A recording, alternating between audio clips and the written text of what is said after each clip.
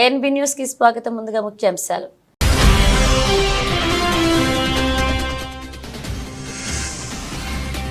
ఇంద్రకీలాద్రిపై వైభవంగా ప్రారంభమైన దేవి శరణ్ నవరాత్రి ఉత్సవాలు. బాల త్రిపుర సుందరి దేవి అలంకారంలో దర్శనమిచ్చిన దుర్గమ్మ తల్లి.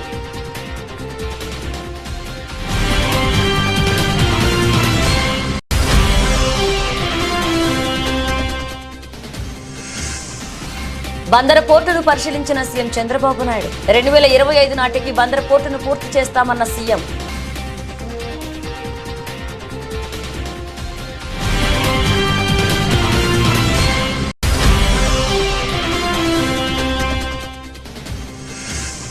హన్మకొండలో మంత్రి కొండా సురేఖ మీడియా సమావేశం. అక్కినేని ఫ్యామిలీపై చేసిన వ్యాఖ్యలను ఉపసంహరించుకున్నట్లుగా ప్రకటన.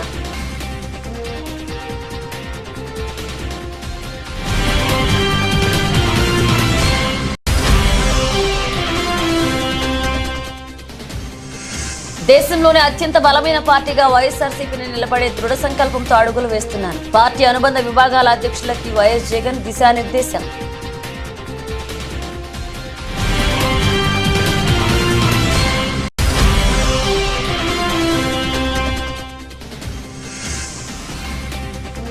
భారత్ క్రికెట్ చరిత్రలో అరుదైన ఘనత. సచిన్ గవాస్కర్ కు సాధ్యం కాని feet నందుకున్న Sarfaraz Khan.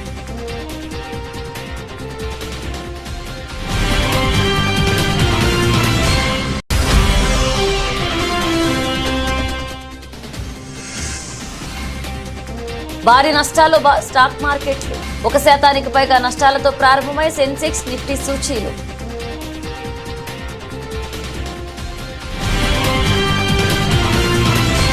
BRS working president KTR తనపై రెచ్చగొట్టే వ్యాఖ్యలు చేయడంతోనే భావోద్వేగానికి గురైనట్లుగా మంత్రి కొండా సురేఖ పేర్కొన్నారు. ఆయనపై విమర్శలు చేసే క్రమంలోనే అనుకోకుండా ఓ కుటుంబాన్ని ప్రస్తావించాల్సి వచ్చిందని తెలిపారు. ఇవాళ హన్మకొండలో మంత్రి కొండా సురేఖ మీడియా సమావేశాన్ని నిర్వహించి మాట్లాడారు. తనకు ఎవరి మీద వ్యక్తిగత ద్వేషం లేదని చెప్పిన మంత్రి ఆ కుటుంబ సభ్యులు పెట్టిన పోస్టు చూసి చాలా బాధపడ్డా అన్నారు. మంత్రి కొండా సురేఖ ఇంకా మాట్లాడుతూ తాను ఏ విషయంలోనైతే బాధపడ్డానో ఆ విషయంలో మరొకరిని నొప్పించారని తెలిసి నా వ్యాఖ్యలను ఉపసంహరించుకున్నాను.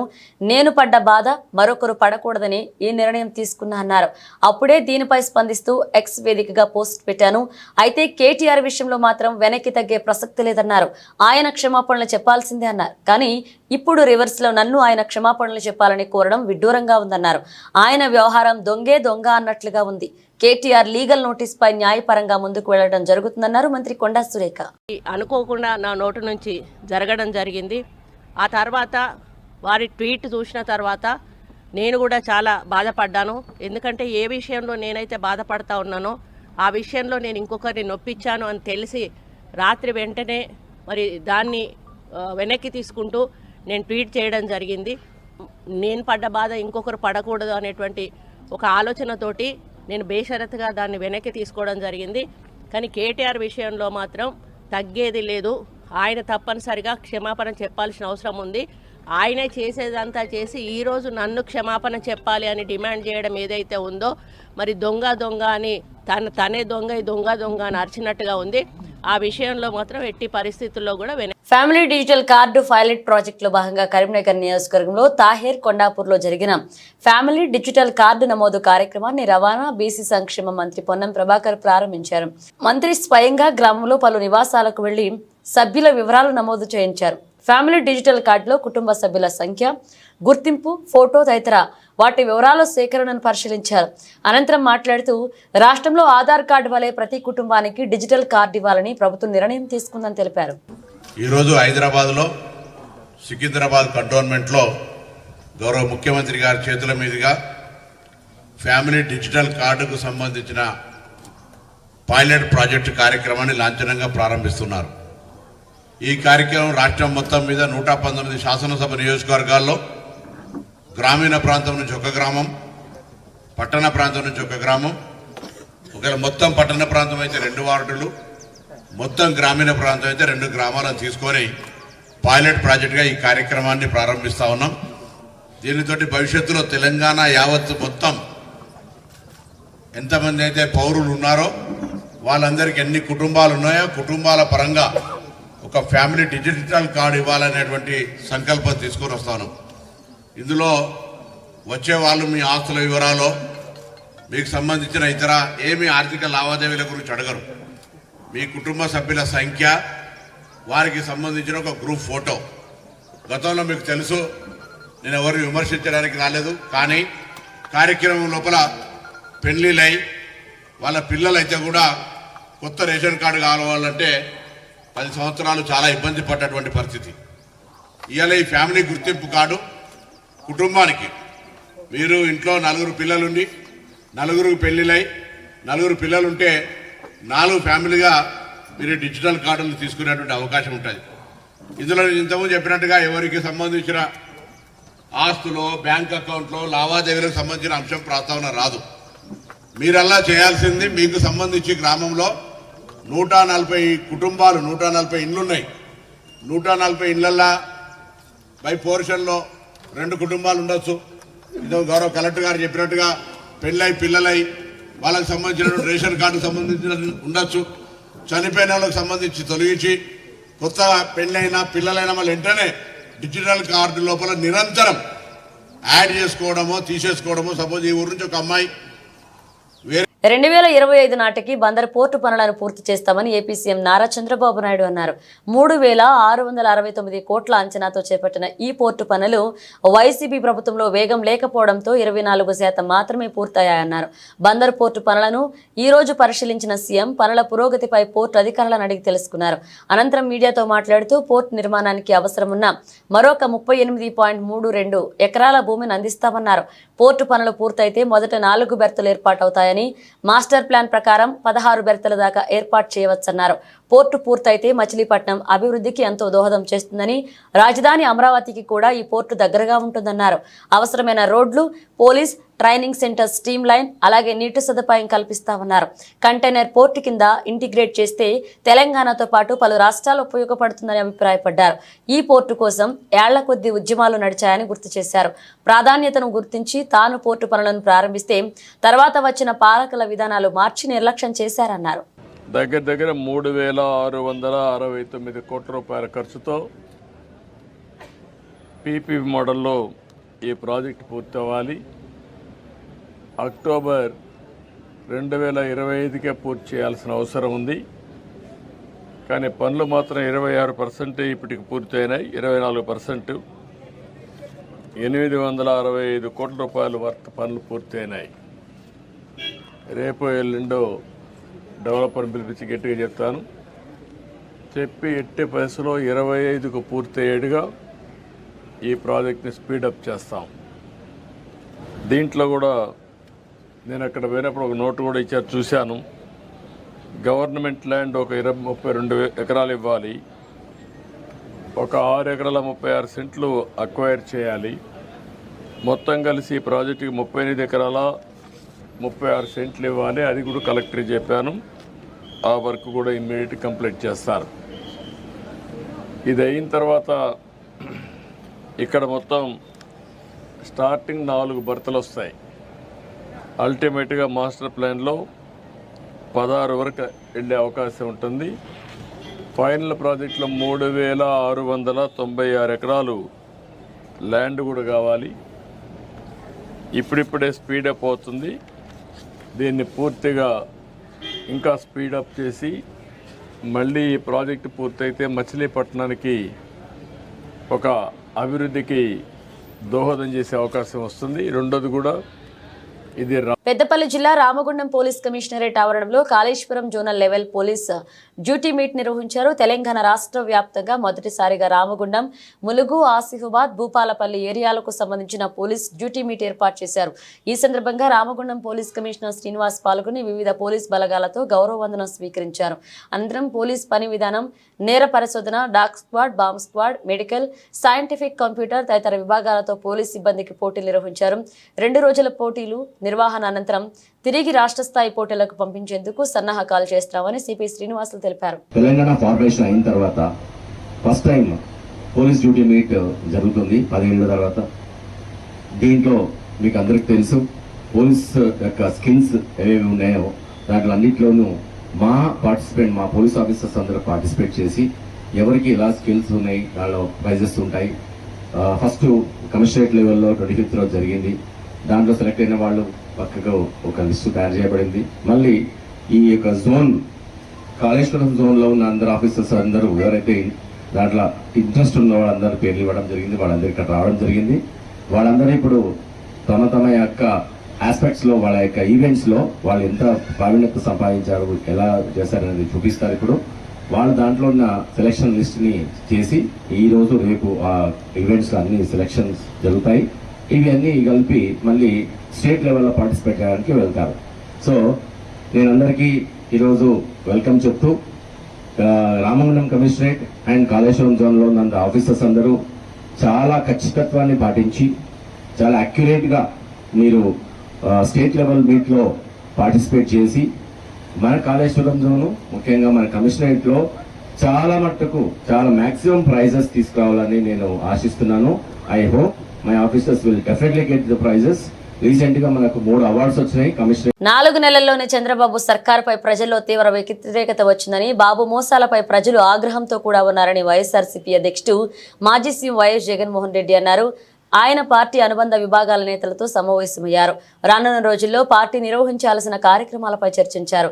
ఈ సందర్భంగా ఆయన మాట్లాడుతూ చంద్రబాబు దుష్ట రాజకీయాలపై మండిపడ్డారు. సూపర్ 6 లేదు, సూపర్ 7 లేదు, స్కూళ్లు, చదువులు, విద్యా దీవెన, వసతి దీవెన పోయాయి, అమ్మఒడి, ఆసుపత్రులు, ఆరోగ్యశ్రీ పోయాయి, డోరు డెలివరీ, వాలంటీర్ల వ్యవస్థ పోయింది, రైతు భరోసా, వ్యవసాయం కూడా పోయింది. ఇలా అన్ని అంశాల్లో పరిపాలన కుప్పకూలిందన్నారు జగన్. విద్య, వైద్య, ఆరోగ్యం, వ్యవసాయ రంగాల్లో రాష్ట్రం తిరోగమనంలో ఉందన్నారు. రెడ్ బుక్ పరిపాలన కొనసాగుతుందన్నారు. తప్పుడు కేసులు పెడుతున్నారు. లా అండ్ ఆర్డర్ ఎక్కడా కనిపించడం లేదని విమర్శించారు. పారదర్శకత అన్నది ఎక్కడా లేదని వైఎస్ జగన్ నిలదీశారు. సో ఒక స్ట్రక్చర్డ్ పద్ధతిలో పార్టీ బలోపేతానికి గ్రామ స్థాయి నుంచి పార్టీ ఆర్గనైజ్డ్ స్ట్రక్చర్గా తయారు చేయడం కోసం, ఆర్గనైజ్డ్గా ఉండేదానికోసం బిల్డింగ్ స్ట్రక్చర్ తీసుకొచ్చే కార్యక్రమం చేస్తూ ఉన్నాం. ఆ దిశగా అడుగులు సీరియస్గా వేస్తూ ఉన్నాం. ఇప్పటికీ 4 నెలలు అయిపోయింది. ఇప్పటికే ప్రభుత్వం మీద వ్యతిరేకత గమనిస్తూనే ఉన్నాం.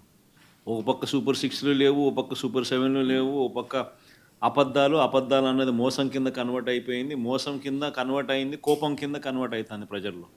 అన్ని విషయాలలోనూ ఈ ప్రభుత్వం పూర్తిగా అన్ని రకాలుగాను ఇదే రకమైన కొలాప్స్ అయ్యే పరిస్థితులకే పాలన ఉంది.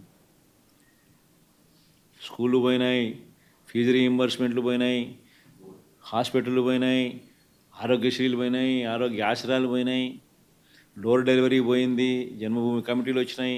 సో ఎన్ని కనిపిస్తూ ఉన్నాయండి. చదువులు లేవు, చదువులు పోయినాయి, వ్యవసాయం పోయింది, పెట్టుబడి సాయం పోయింది, ఫ్రీ ఇన్సూరెన్స్ పోయింది, ఆర్బీకేలు పోయినాయి, అన్నీ పోయినాయి. పూర్తిగా గవర్నెన్స్ అంటే ఏదైతే మార్గదర్శకంగా రోల్ మోడల్గా నిలబడాల్సిన రంగాలు వ్యవసాయము, చదువులు, వైద్యము, 3 రంగాలు తిరోగమనమే. గవర్నెన్స్ అనేది లేదు. ఇష్టం వచ్చినట్టుగా దొంగ కేసులు పెట్టి రెడ్ బుక్ పరిపాలనతో దొంగ కేసులను ప్రోత్సహిస్తూ ఉన్నారు. గవర్నెన్స్ అనేది పూర్తిగా పోయింది. లా అండ్ ఆర్డర్ ఎక్కడా లేదు. డోర్ డెలివరీ అనేది గాలికి ఎగిరిపోయింది. ఇంతకుముందు పారదర్శకతంగా ఇచ్చే పరిస్థితి ఈరోజు పారదర్శకత అనే పదం లేక ఈరోజు విజయవాడలో కనీసం ఫ్లడ్ ఎన్యూమరేషన్ చేయలేని పరిస్థితి. ఇన్ని ఇళ్ళు మునిగినాయి, ఈ మునిగిపోయిన ప్రతి ఇంటికి సహాయం చేయాలనుకుంటే కనీసం ఆ ఇళ్ళకు కూడా సహాయం చేయలేని పరిస్థితి. ఇప్పుడు కలెక్టర్ల దగ్గర చుట్టుముడుతున్నారు ప్రజలు. అంటే ఒక ట్రాన్స్పరెన్సీ లేదు, ఒక పారదర్శకత లేదు. కొందరికే నచ్చినోనికే ఇవ్వాలనుకుంటే ఇస్తారు. ఇవన్నీ స్టార్ట్ అయిపోయినాయి. 4 నెలలకే ప్రభుత్వం మీద వ్యతిరేకత అన్నది తారాస్థాయికి వెళ్ళిపోయి, ఏ తారాస్థాయికి వెళ్ళిపోయిందనంటే ఫార్మాసిటీకి వ్యతిరేకంగా పోరాటం చేస్తున్న రైతులకు మద్దతు తెలిపేందుకు గురువారం మాజీ మంత్రి హరీష్ రావు సంగారెడ్డి జిల్లాలోని న్యాల్కల్ మండలం డప్పూరు గ్రామానికి చేరుకున్నారు. ఈ సందర్భంగా ఆయన మాట్లాడుతూ రేవంత్ రెడ్డి నువ్వు సీఎం వాలేక రియల్ ఎస్టేట్ బ్రోకర్వా అంటూ విమర్శించారు. ఫార్మాసిటీ పెట్టడానికి 15,000 ఎకరాలు జాగా తయారు చేసి పెట్టి ఉంది. అక్కడ ఫార్మాసిటీ పెట్టబోయా అంటే రేవంత్ రెడ్డి అక్కడ రియల్ ఎస్టేట్ ప్రారంభించి బ్రోకర్ అవుతాను అంటా అని హరీష్ రావు ధ్వజమెత్తారు. ఈ కార్యక్రమంలో హరీష్ రావు వెంట ఎమ్మెల్యేలు మాణికరావు, చింతా ప్రభాకర్, బీఆర్ఎస్ నాయకులు పాల్గొన్నారు. అక్కడ ఫార్మాసిటీ పెట్టడానికి 15,000 ఎకరాల జాగా తయారు చేసి పెట్టిండు. ఆడ పెట్టవయ ఫార్మాసిటీ దానికి అన్ని అనుమతులు వచ్చినాయి. ఎన్విరాన్మెంట్ క్లియరెన్స్ ఢిల్లీకేలు వచ్చింది, అటవీ అనుమతులు వచ్చినాయి, దానికి భూసేకరణ అయిపోయింది, రోడ్లు వేసిండ్రు, మొత్తం తయారున్నది, వంట వండి పెట్టిండ్రు, వడ్డిచ్చుడే ఉన్నదాడ. కానీ రేవంత్ రెడ్డి గారు ఏం చేస్తుండంటే ఇప్పుడు అక్కడ రియల్ ఎస్టేట్ బేరం చేస్తాడట, బ్రోకర్ అవుతాడట, రియల్ ఎస్టేట్ బ్రోకర్ అవుతాడట రేవంత్ రెడ్డి. ఈయన రియల్ ఎస్టేట్ బేరం చేస్తాడట, ప్లాట్లు అమ్ముతాడట. ముఖ్యమంత్రి బేరం చేస్తాడా, ప్రజల్ని చూసుకుంటాడా? నువ్వేమైనా రియల్ ఎస్టేట్ బ్రోకర్వా, ఈ రాష్ట్రానికి ముఖ్యమంత్రివా నువ్వు? అక్కడ నాగ చైతన్య సమంత విడాకుల విషయమై మాజీ మంత్రి బీఆర్ఎస్ వర్కింగ్ ప్రెసిడెంట్ కేటీఆర్ పై మంత్రి కొండా సురేఖ చేసిన వ్యాఖ్యలు ఇటు రాజకీయ వర్గాలతో పాటు అటు సినీ పరిశ్రమలను దుమారం రేపిన విషయం తెలిసిందే. ఈ విషయంపై పీసీసీ చీఫ్ మహేష్ కుమార్ గౌడ్ స్పందించారు. ఈ సందర్భంగా ఆయన మాట్లాడుతూ సినీ పెద్దల అంశాన్ని ఇక వదిలేయాలని విజ్ఞప్తి చేశారు. మంత్రి కొండా సురేఖ క్షమాపణ చెప్పారని, దీంతో ఈ అంశాన్ని ఇక ముగింపు పలకాలన్నారు. పీసీసీ అధ్యక్షుడిగా నేను విజ్ఞప్తి చేస్తా ఉన్నాను. నిన్న మంత్రి గారు మాట్లాడిన విషయంలో ఒక సినీ ప్రముఖుల విషయంలో ప్రస్తావించడం, వారి మనసు గాయపడడం, ఇదంతా జరిగిన పినమట పార్టీ ఆదేశాల మేరకు మంత్రి గారు బేషరతుగా వారు వాడిన మాటల్ని వెనక్కి తీసుకోవడం జరిగిపోయింది. నేను కేటీఆర్ గారు ఒక మహిళ అని చూడకుండా ఒక మహిళా మంత్రి మీద ఒక సోదరుడు సోదరిమణికి వేసే విధంగా పూలారం నూలుకోవు దండ వేస్తే విపరీతంగా చెడు మార్గంలో ట్రోల్ చేయడం, ఎప్పుడో మాటని ఆడియో రిలీజ్ చేయడం, ఆ సందర్భంలో క్రోధోక్తులైనటువంటి మంత్రి గారు కొన్ని కామెంట్స్ చేయడం, అంతకుముందు మంత్రి గారి మీద కేటీఆర్ చేసినటువంటి వ్యాఖ్యలు కూడా మీరందరూ గమనించి ఉంటారు.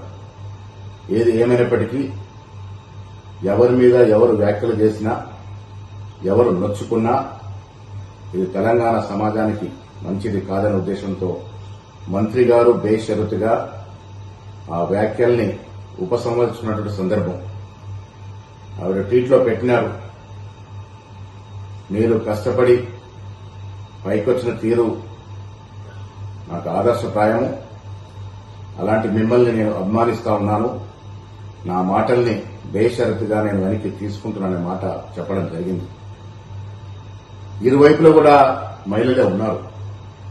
మొదటగా మంత్రి గారి మీద కేటీఆర్ చేసిన వ్యాఖ్యలు, పెట్టిన ట్రోల్స్, వివిధ సోషల్ మీడియాలో వచ్చినటువంటి అభ్యంతరకరమైనటువంటి ట్వీట్స్ మీరందరూ కూడా గమనించే ఉండుంటారు. ఏపీలో కూటమి ప్రభుత్వం తీసుకువచ్చిన కొత్త మద్యం పాలసీపై ఎమ్మెల్సీ వైసీపీ మహిళా విభాగ అధ్యక్షురాలు వరదు కళ్యాణి మండిపడ్డారు. సీఎం చంద్రబాబు నాయుడు ఏనాడు మద్యాన్ని నియంత్రించాలని చూడలేదన్నారు. గతంలో ఎన్టీఆర్కు వెన్నుపోటు పొడిచి అధికారంలోకి వచ్చిన చంద్రబాబు ఇవాళ మద్యపాన నిషేధానికి కూడా వెన్నుపోటు పొడిచారని విమర్శించారు. తాడేపల్లిలోని వైసీపీ కేంద్ర కార్యాలయంలో వరదు కళ్యాణి మీడియాతో మాట్లాడుతూ మద్య నియంత్రణను ప్రభుత్వం బాధ్యతగా తీసుకోవాలని సూచించారు. ప్రభుత్వ ఆధీనంలో ఉన్న మద్యం షాపులను ఎవరిని ఉద్ధరించడానికి ప్రైవేట్ పరం చేస్తున్నారని డిమాండ్ చేశారు. గాంధీ జయంతి రోజు బ్రాందీ పాలసీని ఎందుకు తెచ్చారని ప్రశ్నించారు. ఈ మద్యం పాలసీ అమలైతే మహిళల పసుపు కుంకుమలకు గ్యారంటీ ఉండదని ఆవేదన వ్యక్తం చేశారు. ఎన్నికల సమయంలో ఇంటింటికి పథకాలు తీసుకొస్తామని చెప్పిన చంద్రబాబు కానీ ఇప్పుడు ఇంటింటికి మద్యం పథకాన్ని తీసుకొచ్చారని వరదు కళ్యాణి ఆగ్రహాన్ని వ్యక్తం చేశారు. నిత్యావసర వస్తువుల ధరలను విపరీతంగా పెంచేసి మద్యం మాత్రం 99కే ఇస్తామని అంటున్నారని, ఇష్టం వచ్చినట్లుగా తాగి తందనాలు ఆడుకోకండని చంద్రబాబు చెప్తున్నారని మండిపడ్డారు. ఆ ఎన్టీ రామారావు గారికి వెన్నుపోటు పొడిచి అధికారం తీసుకున్నారు చంద్రబాబు నాయుడు గారు. అలాగే మద్యపాన నిషేధానికి కూడా వెన్నుపోటు పొడిచిన పరిస్థితి మనం చూసాం. అలాగే ఈ రాష్ట్రంలో ఉన్న డిస్టిలరీస్ లో చంద్రబాబు నాయుడు గారు ముఖ్యమంత్రిగా ఉన్నప్పుడే, అలాగే దేవుళ్ళంటే కూడా ఎంత చులకనగా మాట్లాడారంటే చంద్రబాబు నాయుడు గారు, ఆ రోజు అయ్యప్ప స్వాములు టైంలో మద్యం అమ్మకాలు తగ్గిపోయి ప్రభుత్వానికి ఆదాయం తగ్గిపోతుంది అంటూ మద్యానికి దేవుళ్ళకి ముడివేసి వాళ్ళను కూడా చులకనగా మాట్లాడిన పరిస్థితి చూసాం. ఆ చంద్రబాబు నాయుడు గారి టైంలో వీధికి ఒక బెల్ షాప్ పెట్టి మద్యం ఏరులై పారేట్టుగా ఉండే పరిస్థితి మనం చూసాం. మళ్ళీ ఇప్పుడు అదే పరిస్థితి మనకు కనిపిస్తూ ఉంది. కాబట్టి దీన్ని మేము తీవ్రంగా ఖండిస్తూ ఉన్నాము. అలాగే చంద్రబాబు నాయుడు గారు నేను మహిళలతో మాట్లాడుతూ గత ప్రభుత్వంలో మంచి మద్యం ఇవ్వలేదు, మేము మంచి మద్యం ఇస్తాము అని చెప్తూ ఉన్నారు. మరి అయితే నేను చంద్రబాబు నాయుడు గారిని ఒకటే అడుగుతూ ఉన్నాను, మరి మంచి మద్యం ఇవ్వకపోతే అదే మద్యాన్ని ఈ 4 నెలలు ఎందుకు మీరు అమ్మారు? అలాగే ఆ డిస్టిలరీస్ని ఎందుకు మీరు రద్దు చేయలేదు? మంచి మద్యం ఇవ్వకపోవడం వల్ల ప్రాణాలు కోల్పోయాయి అని అంటున్నారు కదా ప్రజల ప్రాణాలు. మరి అదే మద్యాన్ని ఎలా ఈ 4 నెలలు కంటిన్యూ చేశారు నేను అడుగుతూ ఉన్నాను. ఆ బ్రాండ్స్ని ఎందుకు మీరు క్యాన్సిల్ చేయలేదు, తొలగించలేదు అని నేను అడుగుతూ ఉన్నాను. చంద్రబాబు నాయుడు గారికి ముందు నుంచి కూడా అబద్ధాలు చెప్పడంలో అందవేశని చెయ్య. కాబట్టి ఈ మద్యం విషయంలో కూడా ప్రజలు మభ్యపెట్టడానికి ట్రై చేస్తూ ఉన్నారు. ఈ రాష్ట్రంలో ఉన్న మహిళలందరూ కూడా దీన్ని తీవ్రంగా వ్యతిరేకిస్తూ ఉన్నాము. ఇలాంటి పాలసీ వలన తాగడం అనేది ఎక్కువైపోతుంది, మద్యం అమ్మకాల మీద నియంత్రణ ఉండదు, ఈ రాష్ట్రంలో క్రైమ్ రేట్ పెరిగిపోయే పరిస్థితి ఖచ్చితంగా కనిపిస్తూ ఉంది. అలాగే సిండికేట్ల చేతుల్లోకి వెళ్ళిపోయి విచ్చలవిడిగా మద్యం అమ్మకాలు రేట్స్ పెరిగిపోయే పరిస్థితి ఉంది. కాబట్టి దీన్ని అంతటినీ కూడా మేము తీవ్రంగా వ్యతిరేకిస్తూ ఉన్నాం. బీఆర్ఎస్ వర్కింగ్ ప్రెసిడెంట్ కేటీఆర్ మీద మంత్రి కొండా సురేఖ చేసిన వ్యాఖ్యలపై బీఆర్ఎస్ నేత ఆర్ఎస్ ప్రవీణ్ కుమార్ తీవ్రస్థాయిలో మండిపడ్డారు. తెలంగాణ భవన్లో ఏర్పాటు చేసిన మీడియా సమావేశంలో మాట్లాడుతూ కొండా సురేఖ మంత్రి పదవికి అనర్హురాలు అన్నారు. ఆమె చేసిన వ్యాఖ్యలపై లీగల్ ముందుకు వెళ్తా అన్నారు. కొండా సురేఖ తన వ్యాఖ్యలకు బేషరతుగా క్షమాపణ చెప్పాలని డిమాండ్ చేశారు. ఆమె వ్యాఖ్యలు కాంగ్రెస్ నీచ సాంస్కృతిక నిదర్శనమన్నారు. రేవంత్ రెడ్డి పాలనలో అరాచకాలు, అశాంతి, అభద్రతా భావం పెరుగుతున్నాయని ఆరోపించారు. నిన్న హైదరాబాద్ నడిబొడ్డున పట్టపగలే కేటీఆర్ కాన్వాయ్ మీద కాంగ్రెస్ గూండాలు దాడికి పాల్పడ్డారని ఆగ్రహాన్ని వ్యక్తం చేశారు. కేటీఆర్ కాన్వాయ్పై దాడి జరిగి 24 గంటలు దాటినా నిందితులను ఎందుకు అరెస్ట్ చేయలేదని నిలదీశారు. కాంగ్రెస్ నేతలు బీఆర్ఎస్ భవన్ వద్దకు వచ్చి దిష్టిబొమ్మను దగ్నం చేస్తుంటే బీఆర్ఎస్ కార్యకర్తలు అడ్డుకున్నారని, కానీ వారిపై కేసులు పెట్టారని ఆగ్రహాన్ని వ్యక్తం చేశారు. మరి మా కార్యాలయంపై దాడి చేసిన కాంగ్రెస్ కార్యకర్తలపై పోలీసులు ఎందుకు కేసు నమోదు చేయడం లేదన్నారు ఆర్ఎస్ ప్రవీణ్ కుమార్. చాలా అమానవీయమైన కామెంట్ అండి, ఏమాత్రం సంస్కారం లేని కామెంట్. కొండా సురేఖ గారికి అసలు ఆమె మంత్రివర్గంలో ఉండే అర్హత కూడా వారికి లేదు. అమానవీయమైన కామెంటు, కించపరిచే కామెంటు, ఒక వ్యక్తి యొక్క ఇమేజ్ను దెబ్బతీసే కామెంటు. దీని మీద తప్పకుండా లీగల్ చర్యలు కూడా ఉంటాయి. ఇట్లా నోరు మూసుకొని కూర్చోరు తెలంగాణ ప్రజలు. నేను మళ్ళీ రిపీట్ చేస్తున్నా, మేము మళ్ళీ ఇప్పుడు కూడా చెప్తున్నా, మా పార్టీ నాయకులు కేటీఆర్ గారు పీడిత ప్రజల కోసం రాత్రింబవళ్ళు పోరాడుతూ ఉన్నారు. ఆ పోరాటాన్ని చూసి తట్టుకోలేక మా బండారం బయటపడుతుందని చెప్పి కాంగ్రెస్ పార్టీ ఇలా కొండా సురేఖ గారితో చాలా విచ్చలవిడి, అంటే సంస్కారం లేని కామెంట్స్ చేయిస్తూ ఉన్నారు. తప్పకుండా ఆమె వెనక్కి తీసుకోవాలి, క్షమాపణ చెప్పాలి. అటెన్షన్ డైవర్షన్ చేయాలని చూస్తున్నారు. ఆమె తప్పకుండా క్షమాపణ చెప్పాలి. క్షమాపణ చెప్పేదాకా మేము అన్ని లీగల్ ఆప్షన్స్ కూడా ఎక్స్ప్లోర్ చేస్తాం, ప్రజల ముందర పెడతాం. తప్పకుండా వారు దాన్ని వెనక్కి తీసుకోవాల్సిందే, వెనక్కి తీసుకోవాలని డిమాండ్ చేస్తున్నాం. ఏమాత్రం కూడా అంటే మాటల్లో చెప్పలేనంత అమానవీయమైన, సంస్కారం లేని కామెంట్ కొండా సురేఖ గారు చేస్తున్నారు. వాళ్ళ కాంగ్రెస్ సంస్కృతికి అద్దం పడుతున్నది ఆమె చేసే కామెంట్. అది మీరు కొండా సురేఖ గారినే అడగాలి. ఆమె ఎక్కడి నుంచి వస్తున్నాయి, ఆమె ఇన్ఫర్మేషను, ఆమె సోర్స్ ఏంది, ఆమెనే అడగాలి. ఇది తప్పండి. ఒక జాతీయ ఒక నాయకుడిని, ఒక మంచి ఇమేజ్ ఉండి తెలంగాణను ప్రపంచ పటంలో పెట్టిన ఒక గొప్ప దార్శనికుడిని ఇంత నీచంగా మాట్లాడడం అనేది చాలా చాలా దురదృష్టకరం. కాంగ్రెసు సంస్కృతి, నీచ సంస్కృతికి నిలువుటద్దం కొండా సురేఖ గారు చేస్తున్న కామెంట్స్. పూర్తిగా మేము దీన్ని ఖండిస్తున్నాం. కనకదుర్గమ్మ కొలువైన బెజవాడ ఇంద్రకీలాద్రిపై దసరా శరన్నవరాత్రి ఉత్సవాలు వైభవంగా ప్రారంభమయ్యాయి. వేకువజామునే జగన్మాతకు స్వప్నాభిషేకం, ఇతర పూజలు నిర్వహించారు. ఉదయం 9 గంటల నుండి అమ్మవారు బాలత్రిపుర సుందరీదేవి అలంకారంలో భక్తులకు దర్శనమిచ్చారు. ఈ రోజు నుండి 12వ తేదీ వరకు రోజుకు అలంకారంలో దుర్గమ్మ భక్తులను అనుగ్రహిస్తారు. భక్తుల కొంగు బంగారంగా పేరొందిన జగజ్జనని దర్శనానికి భక్తులు విశేషంగా తరలి వస్తున్నారు. దీంతో ఆలయం పరిసర ప్రాంతాలు భక్తులతో సందడిగా మారాయి. దసరా ఉత్సవాల వేళ అంతరాలయ దర్శనాలను నిలిపివేశారు. ఈ ఉత్సవాల్లో నిత్యం 1,00,000కు పైగా భక్తులు అమ్మవారిని దర్శించుకుని మొక్కుబడులు చెల్లించుకుంటారని అంచనాతో అధికారులు ఏర్పాట్లు చేశారు. దసరా ఉత్సవాల సందర్భంగా దాదాపు 4,500 మంది పోలీసులను బందోబస్తుకు వినియోగిస్తున్నారు. ఆలయం వద్ద భక్తులు రద్దీని సీసీ కెమెరాలు అలాగే డ్రోన్లతో నిశితంగా పర్యవేక్షించేలా ఏర్పాటు చేశారు. భక్తుల రద్దీని దృష్టిలో పెట్టుకుని ఏపీఎస్ఆర్టీసీ ప్రత్యేక బస్సులను నడుపుతుంది. మరొక పక్క ఇంద్రకీలాద్రిపై భక్తులకు కల్పిస్తున్న సౌకర్యాలు ఇతర వివరాలను భక్తులు తెలుసుకునేందుకు ప్రత్యేక యాప్ను ఆలయ అధికారులు అందుబాటులోకి తీసుకొచ్చారు.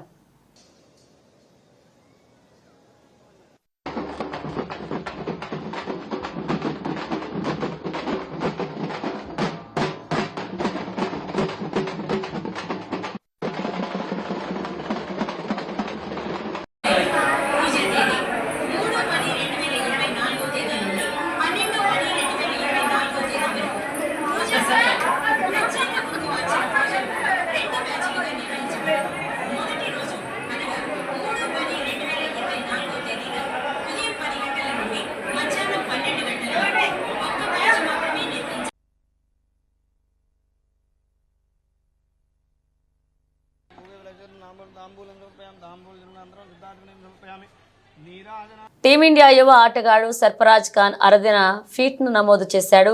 ఇరానీ కప్లో భాగంగా రెస్ట్ ఆఫ్ ఇండియాతో జరుగుతున్న మ్యాచ్లో ముంబై తరపున డబుల్ సెంచరీ సాధించిన తొలి క్రికెటర్గా సర్ఫరాజ్ 221 బ్యాటింగ్ చరిత్ర సృష్టించాడు.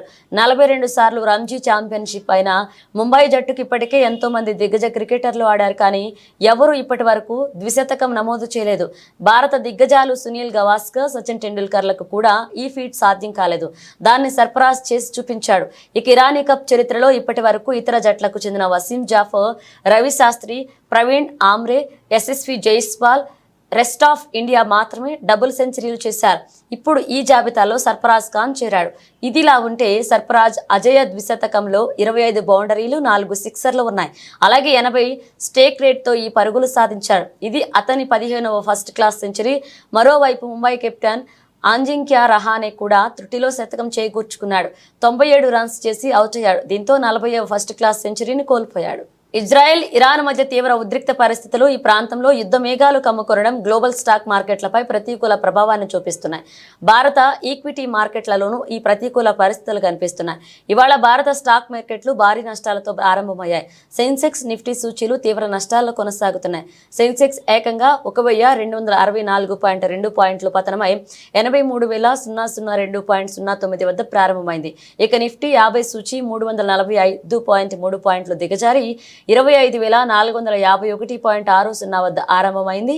ఉదయం 11 గంటల సమయానికి సెన్సెక్స్ కాస్తంత కోలుకుని 954.50 పాయింట్లు అంటే 1.13% నష్టంతో 83,311.69 పాయింట్లు కదలాడుతోంది. ఇక ఎన్ఎస్ఈ నిఫ్టీ 50 సూచీ 11 గంటల సమయానికి 295.80 పాయింట్లు అంటే 1.15% నష్టపోయి 25,501.00 వద్ద ట్రేడ్ అవుతుంది. మధ్య ఆసియాలో నెలకొన్న ఉద్రిక్త పరిస్థితులతో అంతర్జాతీయంగా చమురు ధరలు పెరగొచ్చని, చమురు సరఫరాలో అంతర్జాతీయాలు ఏర్పడవచ్చని భయాందోళన ఇన్వెస్టర్ల సెంటిమెంట్ను ప్రతికూలంగా మార్చాయి. మార్కెట్లలో పెట్టుబడులను ఉపసంహరించుకునేందుకు మదుపరులు మొగ్గు చూపారు. చమురు, గ్యాస్, ఉక్కు, బ్యాంకింగ్తో పాటు ఇతర రంగాల షేర్లలో అమ్మకాలు జోరు కనిపించింది. బులెటిన్ ముగించే ముందు హెడ్లైన్స్ మరోసారి.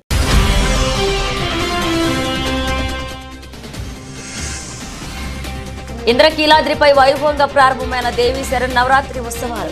బాల త్రిపుర సుందరి దేవి అలంకారంలో దర్శనమిచ్చిన దుర్గమ్మ తల్లి.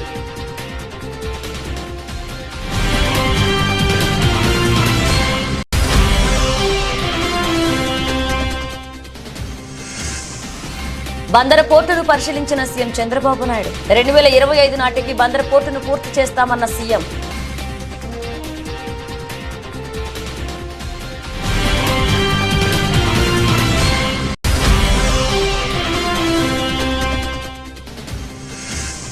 హన్మకొండలో మంత్రి కొండా సురేఖ మీడియా సమావేశం. అక్కినేని ఫ్యామిలీపై చేసిన వ్యాఖ్యలను ఉపసంహరించుకున్నట్లుగా ప్రకటన.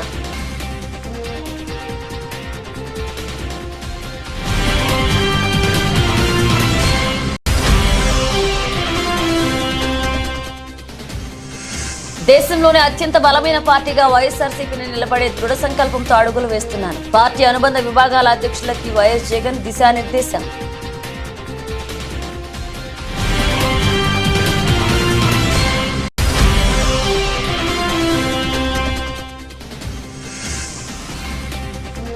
భారత్ క్రికెట్ చరిత్రలో అరుదైన ఘనత. సచిన్ గవాస్కర్ కు సాధ్యం కాని ఫీట్ అందుకున్న సర్ఫరాజ్ ఖాన్.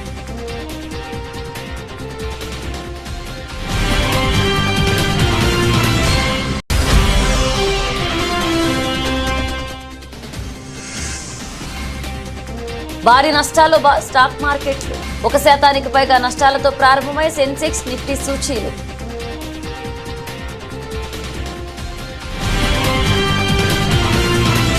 ఇవి బులెటిన్ అప్డేట్స్. మరిన్ని అప్డేట్స్ మళ్ళీ కలుద్దాం.